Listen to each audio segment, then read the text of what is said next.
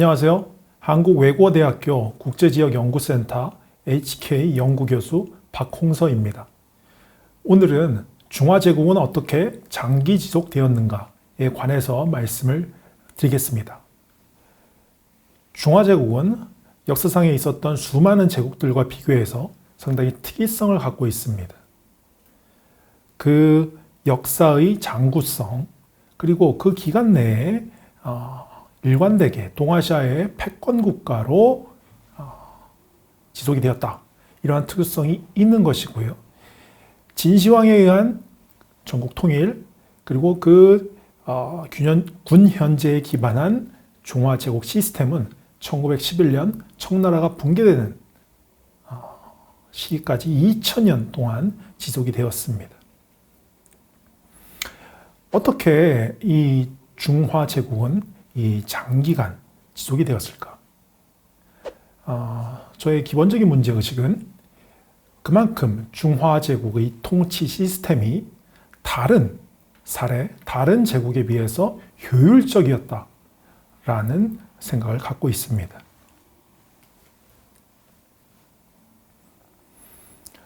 그 중화제국의 시스템은 한족에 의한 왕조뿐만이 아니라 이민족에 의한 국가 수립, 예를 들어서 원나라, 그 다음에 만주족의 청나라, 이러한 이민족에 의한 왕조도 이 왕조 수립 직후에 가장 먼저 했던 행동들이 이전 왕조, 그러니까 중화 시스템의 통치, 그 체제를 그대로 받아들이는 관련된 여러 가지 통치 장치들을 그대로 받아들이는 이런 사실관계들만 우리가 놓고 봐도 중화 체제, 중화 시스템의 그 효율성, 통치 효율성이 상당히 컸다라는 것을 우리가 알 수 있겠습니다. 그래서 좁혀서 생각해 보면 이 중화 제국에는 두 가지의 이 통치 기술이 있었다. 첫 번째는 지배 기술과 두 번째는 자아 기술. 프랑스 철학자였던 미셸 푸코가 통치 전략을 얘기하면서 이러한 개념들을 얘기했는데요. 이 개념을 통해서 이 중화 제국의 시스템, 통치 시스템을 제가 설명을 좀 드려보겠습니다. 먼저 지배 기술. 지배 기술이라는 것은 타인을 어떻게 지배할 것인가, 글자 그대로 어떻게 통치할 것인가에 관한 장치들입니다.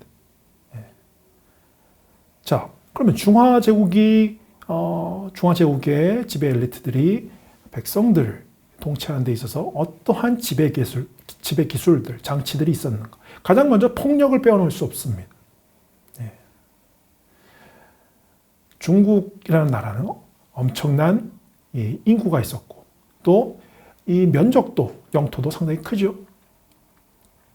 이러한 커다란 면적과 영토와 이 백성들을 통치하기 위해서는 가장 기본적으로 국가 권력의 그런 폭력, 우리가 폭력이라 그러면 뭐 윤리적으로 나쁘다라고 얘기하는데 이것은 중립적인 맥락에서 그 폭력 기제, 그래서 군사력, 경찰력 이런 것들이 당연히 있어야 되겠죠. 중화제국은 기본적으로 이 폭력 기제들을 일관되게 장악하고 있었다라는 것입니다. 이념적으로 이 패도를 비판하면서 항상 왕도를 주장했지만 현실에서는 오히려 유가로 법가를 가리는 소위 이유식법, 이러한 형태들이 일관적이었다 이렇게 보여집니다. 두 번째 그 물리적 장치는 한자를 들고 싶습니다. 너무나 많은 사람들, 너무나 많은 방언들, 커다란 영토, 이런 지역들에 대해서, 이런 지방에 대해서 중앙의 황제가 명령을 내리기 위한 칙서를 내릴 때 그것이 만약에 표음문자라면 상당히 이해하기가, 통용되기가 어려웠을 것입니다. 그러나 한자라는 것은 표의 문자고요. 말은 다르더라도 그것을 읽을 수 있다면 중앙의 뜻이, 황제의 뜻이 원활하게 전달될 수 있었다. 바로 이러한 장치들이 이 중화제국을 지속시킨 유용한 이 물리적 장치가 되지 않았는가라고 생각을 합니다. 세 번째는 과거제입니다. 과거제는 그야말로 관료를 뽑는 것인데요. 관료는 황제의 촉수입니다. 그리고 상대적으로 상당히 공정한, 수면 밑에서는 상당한 부정도 있고 했지만 상대적으로 공정한 관료 선발 시스템이었죠. 이렇게 뽑혀진 관리들이 전국 각지로 파견이 되고 황제의 촉수로서 중앙의 입장을 대변하고 전달하고 이런 것들도 중화제국을 떠받치고 있는 물리적 장치였다. 또 하나는 역시 사통 발달로 이제 표현되는 교통망이라고 생각합니다. 중국은 전통 시기부터 지금도 마찬가지인데요. 촘촘히 교통망들이 이루어져 있습니다. 이 교통망들은 결국 역시 중앙의 권력들이 각지로 지리적으로 이렇게 투사될 수 있는, 원활히 투사될 수 있는 그런 물리적 토대가 되었다는 것이죠. 예를 들어서 지방에서 반란이 일어나면 군대를 보내야 되는데 그 군대를 보낼 때 그 통로가 잘 닦여져 있어야 되겠죠. 혹은 지방으로부터 세금을 걷거나 이런 행위에서도 역시 그 물리적 교통로 이런 것들이 발달되어 있었겠죠. 실제로 발달되어 있었고요. 그래서 봉건 중국에는 역참제도 상당히 발전이 되어 있었고 네트워크 그리고 네트워크의 접합점들 노드가 바로 이제 역참제도, 역참이었다라고 이제 생각을 할 수가 있겠습니다. 자, 이런 것들이 중화제국의 지배기술이고요. 근데 지배기술만 갖고는 모든 것을 통치할 수는 없습니다. 플러스 알파가 바로 자아기술이고요. 자아기술이라는 것은 무엇이냐? 피통치자 스스로 통치하게끔 만드는 기술입니다. 그리고 이 자아기술은 지배기술보다 어떻게 보면 훨씬 더 효율적인 통치술이죠. 지배 권력이 구태여 칼을 휘두른다거나 억압을 한다거나 이런 것이 아니라 피통치자들 스스로 통치를 하게 만드는 그런 기술이기 때문에 훨씬 더 세련된 형태의 통치 전략이라고 할 수가 있겠습니다. 결국 그 자아기술의 핵심은 유교라고 보는 것입니다. 이민족, 왕조, 수많은 왕조 교체 있었지만 유교만큼은 어떠한 왕조라도 이 국가 이데올로기로, 통치 이데올로기로 이제 간주를 했었던 것이죠.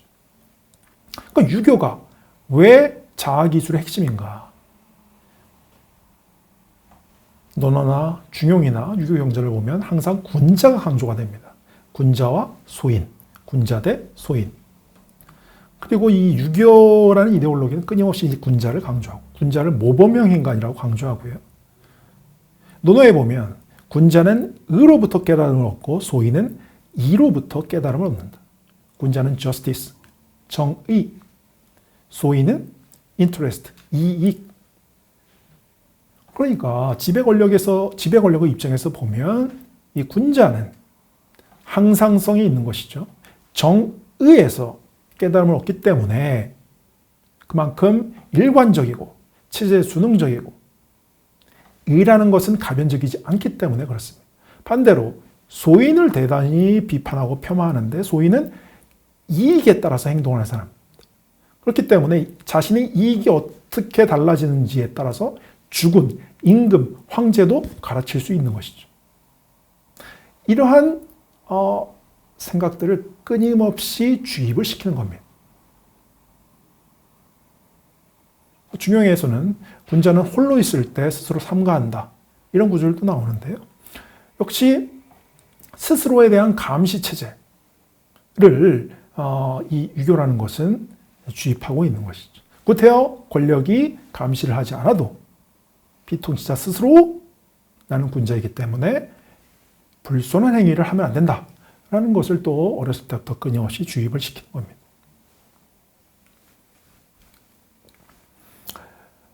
중국은 막대한 인구, 엄청난 영토, 이런 커다란 것들을 통치하기 위해서는 단순히 물리적 장치들로만 사용해서는 상당히 그 통치에 어려움이 있을 수밖에 없었고요.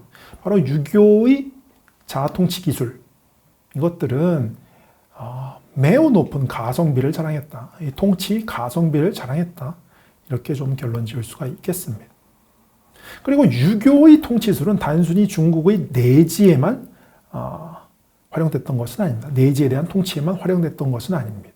이것은 중국을 국경을 넘어서 동아시아 전체에도 이 유교적 통치 전략이 구사가 되었던 것이죠. 대표적인 이 중화질서의 조공국이었던 조선. 중국과 조선의 관계에서도 조선이라는 국가는 스스로 끊임없이 군자국임을 외쳤습니다. 1627년 인조반정 아주 적확하게 보여주는 사례라고 봅니다.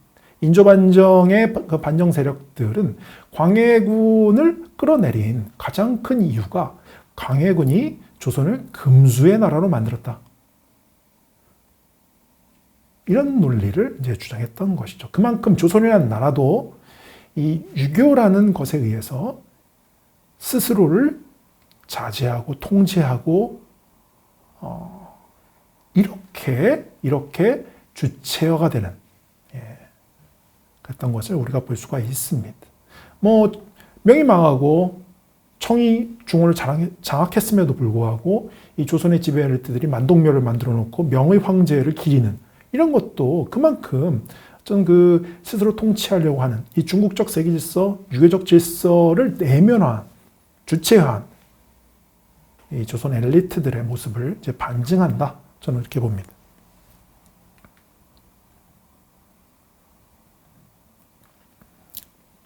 중국은 기본적으로 이 중국적 세계 질서에서 이런 유교적인 통치, 왕도, 패도를 비판하고 왕도를 주장하고 자아 통치를 강조하고 이러면서 이 과잉 팽창에 대한 끊임없는 경계를 합니다. 중국이.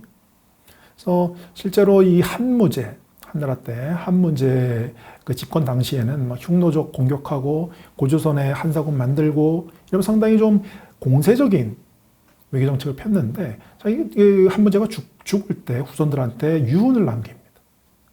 과잉 팽창 자제해라. 왜냐하면 과잉 팽창을 하게 되면 처음에는 아주 국군이 올라오는 것 같지만 결국에는 그것이 재정의 부담이 되고 제국이 오히려 쇠퇴하는 그 원인일 수가 있는 것입니다. 그러니까 그 한무제는 이런 것들을 염려하면서 후손의 유언을 과잉 팽창 절대로 하지 말아라. 사실 청나라가 붕괴되는 그때까지 이러한 과잉 팽창에 대한 경계는 중국이 상당히 그런 경계들을 많이 해왔습니다. 물론 그렇다고 항상 중화제국이 대외 개입을 자제했고 이랬다는 소리는 아닙니다. 이 결정적인 순간, 그러니까 중국의 어떤 이익이, 핵심 이익이 훼손되는 그 순간에는 오히려 누구보다도 더 법가적인 이런 행태를 보였습니다. 19세기 말에 원세계를 보내서 거의 청일전쟁 직전까지 한 10년 동안 그 직할 통치 비슷하게 행태를 보였죠. 이런 것들은 이 핵심 이익이 훼손될 때 그런 결정적인 순간에는 중국 역시도 상당히 현실주의적인 이런 모습을 보였다라고 생각을 할 수가 있겠습니다. 중화질서의 현재적 의미가 무엇인가? 중국은 이미 근대 국제질서의 핵심 구성국입니다. 특히 근대 국제질서의 핵심 규범인 주권을 계속해서 강조하고 있습니다. 내정 간섭하지 마라. 상호 주권 존중, 여기서 계속 외치고 있죠. 그럼에도 불구하고 이 2000년 된 중화질서의 그 관성이 완전히 사라졌느냐? 그렇게는 볼 수 없겠죠. 그 잔재들은 분명히 존속하고 있다. 그 관성은 완전히 없어질 수 없으니까요. 그렇기 때문에 실제적으로 요즘에 중국에서 소위 신천하 체계 이런 이론들을 많이 얘기하는 학자들도 많습니다. 이 사람들의 기본적인 이제 문제 의식은 근대 국제 질서는 이 무정부 상태 속에서 주권을 갖고 있는 국가들끼리의 경쟁. 그렇기 때문에 싸움과 전쟁이 일상적이었다. 상당히 불안정하다. 이런 얘기를 하면서 중국 고대의 그런 천하체계를 현대적으로 변형하면 국가, 무정부 상태에서의 국가체계가 아니라 국가들 위에 천하라는 개념, 그러니까 국제정치가 무정부 상태가 아니라 국가들의 행위, 국가들의 경쟁을 완화시킬 수 있는 이런 해안을 어떤 고대 중국적 세계 질서로부터 찾을 수 있지 않을까? 이런 얘기들을 하고 있습니다. 물론 연구자들이 이렇게 본다면 향후 중국의 행태는 기본적으로 근대 국제 질서의 어떤 주권, 구별에 따른 행태를 보이면서도 전통 시기의 그 중국적 세계 질서, 중화 질서의 그런 관성들, 상황에 따라서 그러한 모습들이 어우러질 가능성이 높다. 저는 그렇게 전망을 하고 싶습니다. 오늘의 강의는 여기까지 하겠습니다. 감사합니다.